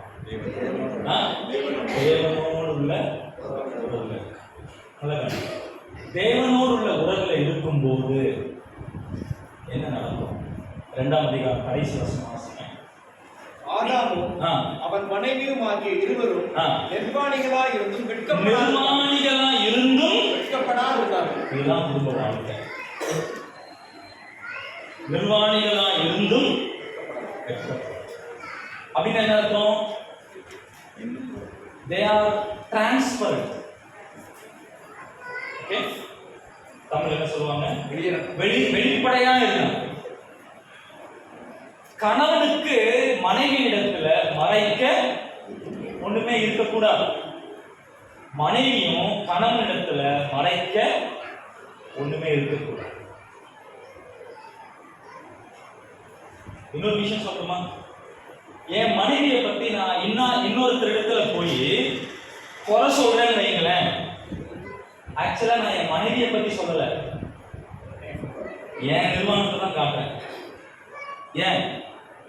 நானும் என் மனைவியும் ஒரே மாம்சமா இருக்கிறோம் அப்படின்னா அவ வேற இல்ல, நானும் அவனும் ஒரே மாம்சமா இருக்கிறோம். அப்போ என் மனைவியை பத்தி நான் குறை சொன்னாலோ அல்லது என் புருஷனை பத்தி நான் குறை சொன்னாலோ யாருடைய நிர்வாணத்தை காட்டுறேன்? என் நிர்வாணத்தை தான் நான் காட்டுறேன். ஆண்டவரிடத்துல மட்டும் குறைகளை சொல்லுங்க, எந்த மனுஷனிடத்திலும் என்ன பண்ணாதீங்க, குறைகளை சொல்லாது. Let me say, எனக்கு கல்யாணம் 13 வருஷம். 13 வருஷம். இந்த 13 வருஷத்துல எனக்கும் என் மனைவிக்கும் நிறைய பிரச்சனைகள் வந்தது, நிறைய சண்டைகள் வந்தது. ஊழியக்காரர் கூட சந்தோஷமா வரணும். ஆக்சுவலா இந்த சண்டைகள் தான் லைஃப் வந்து ரெஃப்ரெஷ் ஆகிற சில விஷயங்கள். சண்டைகள் வரும். ஆனா கவனிங்க, இது வரைக்கும் நானாகலும் என்னுடைய மனைவியாகலும் எங்களுடைய பிரச்சனைகளை எங்க பேரண்ட்ஸ் கிட்டையோ எங்களுடைய ஃப்ரெண்ட்ஸ் கிட்டையோ இல்லை எங்கள் யாரிடத்திலையும் நான் ஷேர் பண்ணதே. அது எங்களுடைய பெட்ரூம்குள்ள மட்டும்தான். அந்த பெட்ரூம்ல இருந்து நாங்கள் வெளியே வந்துட்டோம்னு சொன்னா எங்க 2 பேருக்குள்ள ஒரு பிரச்சனையா இருந்தது அப்படின்னு கூட யாருக்கும் தெரியாது. It will be normal. அவளுக்கு கொடுக்க வேண்டிய கடத்தை நான் கொடுப்பேன் மற்றவங்களுக்கு முன்னாடி, எனக்கு கொடுக்க வேண்டிய கடத்தை என் மனைவியும் கொடுப்பா மற்றவங்களுக்கு முன்னாடி. ஆனா அந்த பிரச்சனை எங்க தொடரும்? மறுபடியும் பெட்ரூம்குள்ள போகும்போது நான் அவன் முடி பிடிப்பேன், அவன் என் முடிய பிடிப்பேன். அது எங்க 2 பேருக்குள்ள. ஆனா வெளியே வந்துட்டா பிரச்சனை எங்க தான் இருக்கணும்? பெட்ரூம்குள்ள மட்டும்தான் இருக்கணும். பிரச்சனையும் அங்கதான் இருக்கணும், சொல்யூஷனும் அங்கதான். ஒரு தீர்வு அங்கதான். பிரச்சனை அந்த 4 செவத்தை தாண்டி வெளியே. என் பொண்ணு இப்போ 5th படிக்கிறான். ஒரு வருஷத்துக்கு முன்னாடி நானும் என் மனைவியும் விளையாட்டுக்கு சண்டை போட்டுக்கிட்டு இருந்தோம். குடும்பம்னு ஓய்வு வரலாம். இது ஃபேமிலியே கிடையாது. என்னமா சொல்ற? சண்டை போட்டா ஃபேமிலியா? அவளுக்கு யார் சொன்னா? சண்டை போட்டா ஃபேமிலி கிடையாதுன்னு யார் சொன்னா? யாரும் சொல்லல. ஆனா ஃபேமிலில சண்டை போடக்கூடாதுன்னு எங்க கத்துக்கிட்டா? என்கிட்ட தான் கத்துக்கிட்டா. ஏன்னா அவங்க முன்னாடி நாங்க என்ன பண்ணதில்லை, சண்டை போட்டதே கிடையாது. ஒரு நல்ல ஆவிக்குரிய குடும்பமா நாம் என்ன பண்ணணும்? கட்டப்படணும். அது யார் கையில் இருக்கு? 2 பேர் கையில். அதான் நம்ம கையில் இருக்கு. நம்முடைய தோட்டம் அழகா இருப்பதும் நம்ம கையில தான் இருக்கு. நம்ம தோட்டத்தை அலங்கோலமாய் மாற்றுறதும் நம்ம கையில தான் இருக்கு.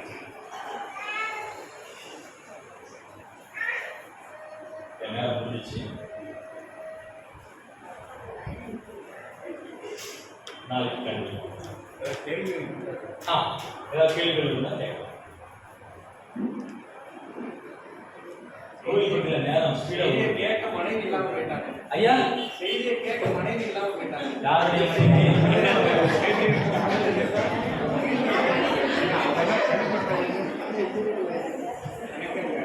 இதுக்கு நான் எப்படி ஹெல்ப் பண்ண முடியும்?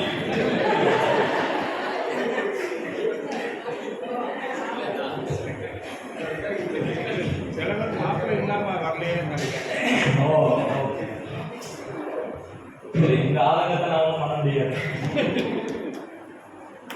சரி, இப்ப நம்ம பார்த்த விஷயங்கள் அடிப்படையில ஏதாவது கேள்விகள் இருந்தா நீங்க தாராளமாக. இன்னும் 5 நிமிஷம் முடிச்சுக்கலாம். டீ ரெடி ஆயிடுச்சு. ஐயா டீ ரெடி ஆயிடுச்சா? அப்படியே ரெடி ஆயிடுச்சு. ஸ்நாக்ஸோட ரெடி ஆயிடுச்சு. நம்ம எனக்கு இந்த கற்றுக் அளவுக்கு அந்த ரெண்டு பத்தி மெச்சூரிட்டி இல்லை அப்படின்னா தான் பேரண்ட்ஸை போய் ஐடியா கேட்குறாங்க. அந்த எப்படி ஐடியா வருதுன்னு தெரியல. அந்த அளவுக்கு ரெண்டு பேருக்கும் உங்க மெச்சூரிட்டி இருக்குன்னு யாருக்கு மெச்சூரிட்டி இல்லாம ஏன் கல்யாணம் பண்ணி வச்சீங்க? இல்ல அந்த பேரண்ட் அந்த ப்ராடக்ட் இனிமே தான் செய்யணும். இது நல்ல வார்த்தை. நீங்க வந்து ideal marriage ideal wife expect பண்ணி ஐடியல் ரொம்ப பிராக்டிகலா சொல்லிருக்கேன்.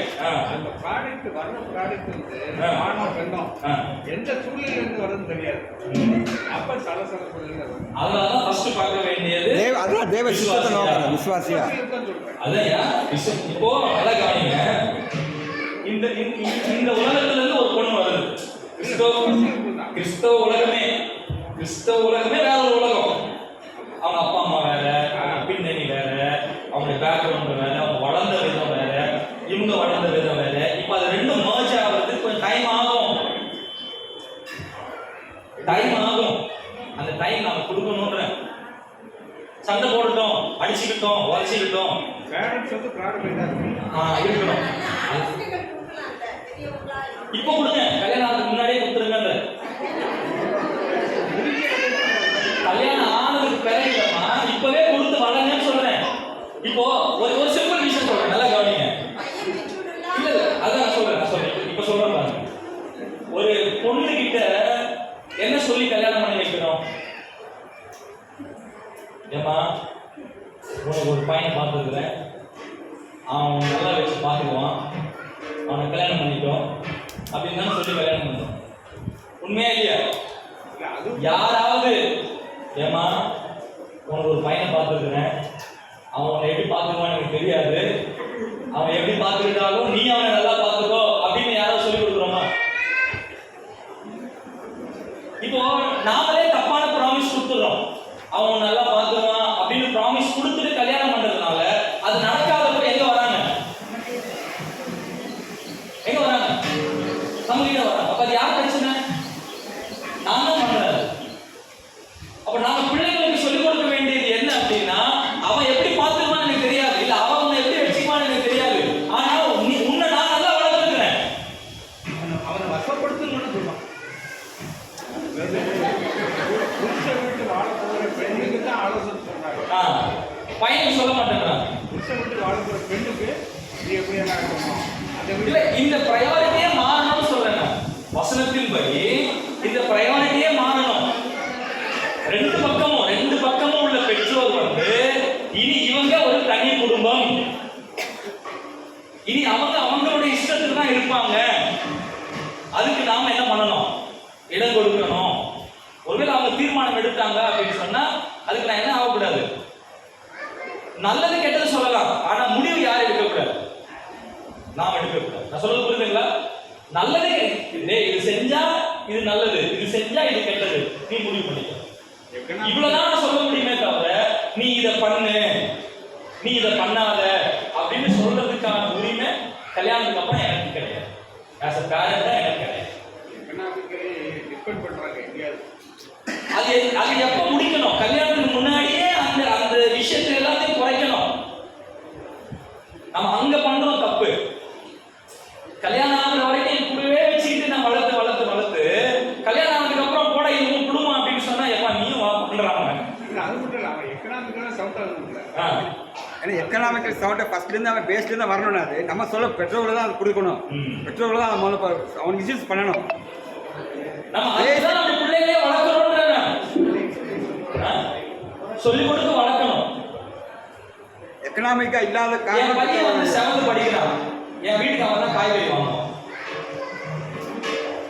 நான் அவனுக்கு சொல்லிக் கொடுத்துருக்கிறேன், டேய் உனக்கு நான் 200 ரூபா கொடுத்துருக்கிறேன், 200 ரூபா கொடுத்துருக்கிறேன்னா நீ ஒன்னொன்னு எவ்வளோன்னு கேட்கணும். தக்காளி 1 கிலோ எவ்வளோ, வெங்காயம் 1/2 கிலோ எவ்வளோ, அது நீ கணக்கு போடு. எவ்வளோ மொத்தம் என்னாச்சு? நீ 200 ரூபா கொடுத்துருக்குற, 150 ரூபா ஆயிடுச்சா, மீதி எவ்வளோ? 50 ரூபாப்பா. கேட்டு வாங்கு. கொடுத்தது அப்படியே என்ன செஞ்சாத, வாங்கி வந்துடாத. நான் அவனை டெவலப் பண்றேன். 7வது தான் படிக்கிறான். மணி மேனேஜ்மெண்ட். சோ நம்ம தான் சின்ன இதெல்லாம் சின்ன விஷயம். காய்கறி வாங்குறது பெரிய விஷயமா? அது சின்ன விஷயம் தான். பட் அங்க ஸ்டார்ட் பண்ணுங்க.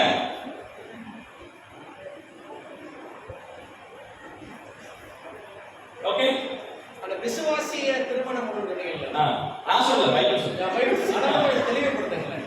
விசுவாசினா ஆதாமும் சரி ஏவாளும் சரி தேவனை தான் பார்க்கறாங்க. 2 பேரும் தேவனை பார்க்கறவங்களே நம்ம குரூப்பா பிரிச்சு வச்சிருக்கோம். ஐ மீன் சிஎஸ்ஐங்களோட கேடர் வச்சிருக்கோம், ஆர்சிங்களோட கேடர் வச்சிருக்கோம். அது நம்மகிட்ட தப்பா இன்டர்பிரேட் பண்ணுவாங்க. ஸோ விசுவாசி அப்படிங்கிறது நான் எப்படி எடுத்துக்கிறது?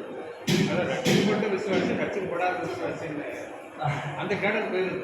ஓகே, அந்த சபைக்கு போவாங்க. சரி, அதாவது விசுவாசிங்க வந்து பிரதர்ல மட்டும் தான் இருக்கிறாங்களா? அப்படி சொல்ல முடியாது. ஃபர்ஸ்ட். ஆனா நான் சொல்றேன், ஃபர்ஸ்ட் பிரையாரிட்டி நீங்க உங்களுடைய சத்தியத்தின்படி இருக்கிறவங்கள கல்யாணம் பண்ணுங்க. First priority. ஏன்னா மற்ற டினாமினேஷன் நீங்க போகும்போது அங்கேயும் சில ஏற்ற தாழ்வுகள் வருவதற்கான வாய்ப்புகள் உண்டு. சோ நான் சொல்லுவேன், முடிந்த அளவுக்கு ஒரு பிரதர்ல இருக்கிறீங்களா, பிரதர்ல இருக்கிற பொண்ணையோ இல்ல பிரதர்ல இருக்கிற பையனையோ என்ன பண்ணுங்க, கல்யாணம் பண்ணுங்க. உதேச விஷயம் அடிப்படை ஐக்கியத்தை கெடுத்து போடும். இப்ப அப்படி இல்லாத பட்சத்துல கிடைக்க மாட்டேங்குது அப்படின்னு சொல்லும் போது நீங்க மற்ற டினாமினேஷன்லயும் யார் இருக்கிறா? விசுவாசிகள் இருக்கிறாங்க. ஆனா அது செகண்டரி. நான் சொல்றது புரியுதா? அந்த ஒரு டிஃபரன்ஸ் பார்த்தோம். ஆனா அங்கேயும் சரி இங்கேயும் சரி. இப்போ பிரதர் அவிசுவாசி கல்யாணம் பண்ணிக்கலாமா? பண்ணலாம். ஓ பிரதர் அவிசுவாசி ரூல் தான். விசுவாசினா எல்லாரும் ஒண்ணுதான். அவ்வளவுதான். இந்துவா இருந்தாலும் ஒண்ணுதான். இப்ப ஆண்டவர் வந்து நீ சிஎஸ்ஐ வராதன்னு சொல்லுவாரா? என்ன சொல்லுவாரு? ரட்சிக்கப்பட்டிருக்கியா அப்பா பரலோகத்துக்கு வான்னு. ஆனா அந்த கல்ச்சர்ங்கிறது மாறுது இல்லை. நீங்க சொல்ற பிரயாணம் எனக்கு புரியுது. அப்பம் பிக்கிறது நம்ம வாரந்தோறும் அப்பம் பிரிக்கிறோம். ஆனா மற்ற கேடல் அவங்க அப்படி கிடையாது, மாதந்தோறும் தான் அப்பம் பிரிக்கிறாங்க. இப்போ நீங்க நல்லா கவனிங்க, ஆசி தவிர மற்ற எல்லாருமே வச்சிருக்கிறது இந்த சேம் பைபிள் தான். உங்களை இணைக்க வேண்டியது இந்த பைபிள் தான். அந்த ஏற்றத்தாழ்வுகள் என்ன வேணா இருக்கட்டும், 2 பேரும் உட்கார்ந்து பைபிள் படி, 2 பேரும் உட்கார்ந்து ஒன்னா ஜெபம் பண்ணுங்க. இதுல இருக்கிறத புரிஞ்சிக்க முயற்சி பண்ணிடுவோம். எல்லாம் சரியா? ஒரு நாள் கண்ட உடம்புறாரு சரியா, உபதேசப்படி சரியாயிடும். சரியா? நீங்க வேற எதுவுமே செய்ய வேண்டியது. ஏன் கண்டபோது சரி உபதேசத்துல எங்க உபதேசம் தான் சரின்னு சொல்லுவாங்க, அவங்க இதுதான் சரிப்பாங்க. இல்ல 2 பேருமே சேர்ந்து பைபிள் படிச்சாங்கன்னா அவங்களே ஒரு கன்க்ளூஷனுக்கு வந்துருவாங்க. சரி தவறுன்னு சொல்ல தேவையில்லை, அவங்க வசனமே அவங்க சரி தவறு காட்டிக்கிட்டோம். டைம் டைம் எது இந்த ஃபேமிலி கவுன்சிலிங்க இன்னும் கொஞ்சம் இருக்கு. நாளைக்கு கண்டினியூ பண்ணிக்கலாம். நாளைக்கு இதே டைம் லைஃப் ஸ்டைல் இருக்கு இல்லையா? ஸோ அதை நம்ம முடிஞ்ச அளவுக்கு கப்பலாக வந்தால் நல்லது. நல்லது. தயவு செய்து வாங்க. அதெல்லாம் கட்டி கூட்டு வந்துடும். இல்லை கல்யாணம் பண்ணாதவங்க இல்லை, கல்யாணம் பண்ணவங்க கப்புள்ஸாக வாங்க. தேங்க்யூ.